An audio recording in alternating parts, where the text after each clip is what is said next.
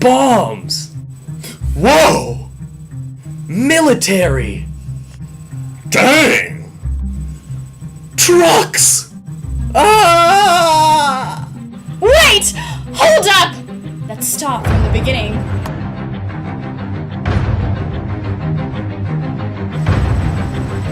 Pre-Islam. We can delve into the complex topic of the Iranian coup. We need to look back at Iran's pre-Islamic past. The roots of the Iranian social conscience were born in the 7th century BC through Zoroastrianism. The basic principle of Zoroastrianism is good versus evil. It was the first religion in the world to be monotheistic, and the first religion to recognize this epic struggle. The basic social conscience behind Zoroastrianism was that people had the right to overthrow a bad ruler. Around 559 BC, the reign of Cyrus began, followed by Darius and Xerxes. These three men built the Persian Empire single-handedly. It can be argued that this was Persia's golden age.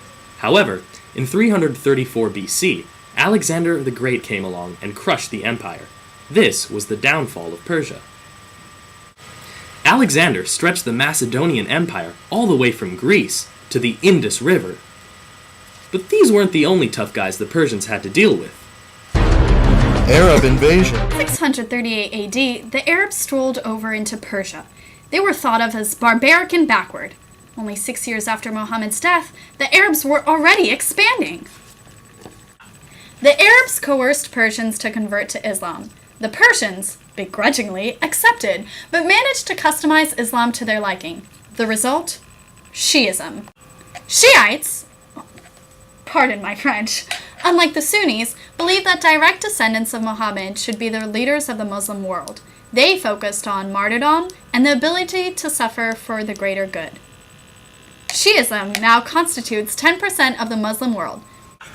Most Shiites are found in Iran. If we fast forward to the 1700s, the Qajars are now in power in Iran.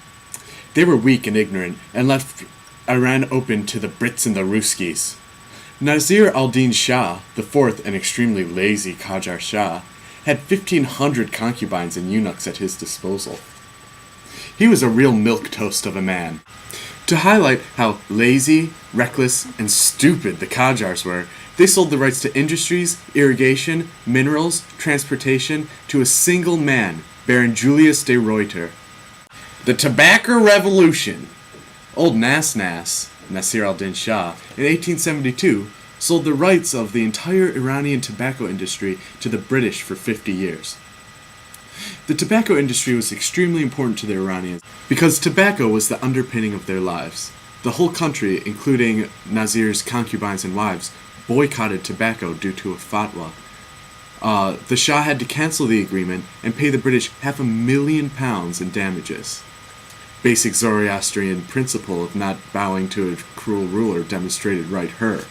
I think it goes without saying that the Iranians hated old Nas, and in 1896 he was killed. His son, Muzaffar, took over, and his first order of business? Eurotrip! In 1901, he followed his father's footsteps and sold the entire Iranian oil industry to William Knox d'Arcy. This, along with many other issues, led to the creation of the Majlis. The Majlis weakened the Shah because it got to approve any laws passed by him. However, it was quite oppressed. Geopolitics of Iran. On March 26, 1908, after 7 years of searching the harsh Iranian desert, d'Arcy found oil.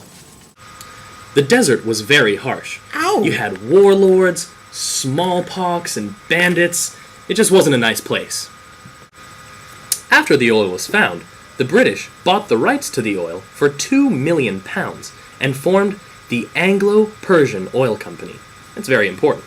However, Iran only got 16% of the profits.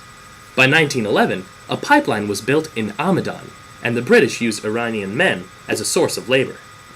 While the workers were horribly treated, Ahmad Shah called the 16% profits manna from heaven.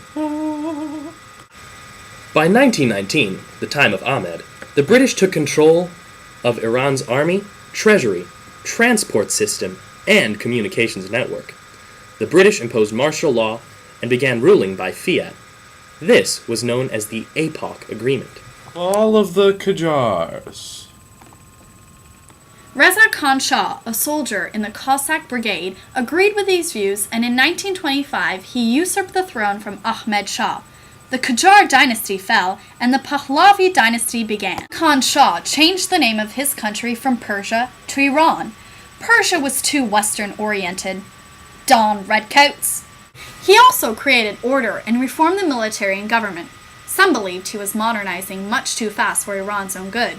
He also outlawed opposition parties and banned their leaders from public life. All of a sudden, he abdicated. Mohammad Reza Shah. Next in line was Mohammad Reza Shah, Reza Khan's son. He came to power in 1941 with the help of the British.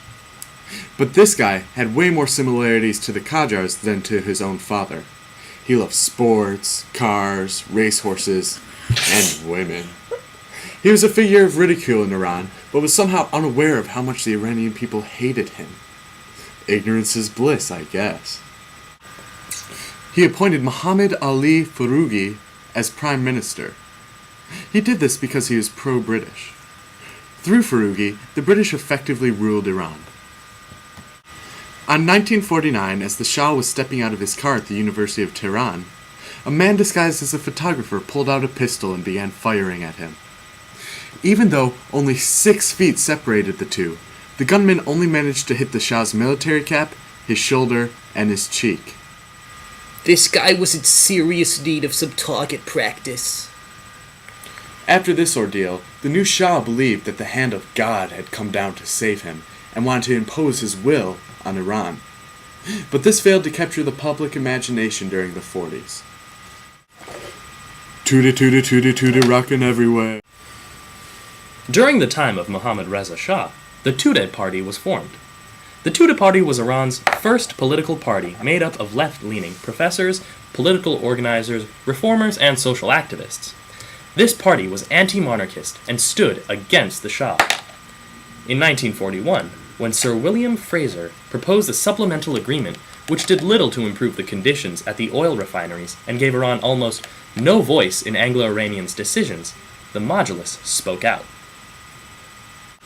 Iranians, who were subjected to horrible working conditions and low wages, poured onto the streets to protest.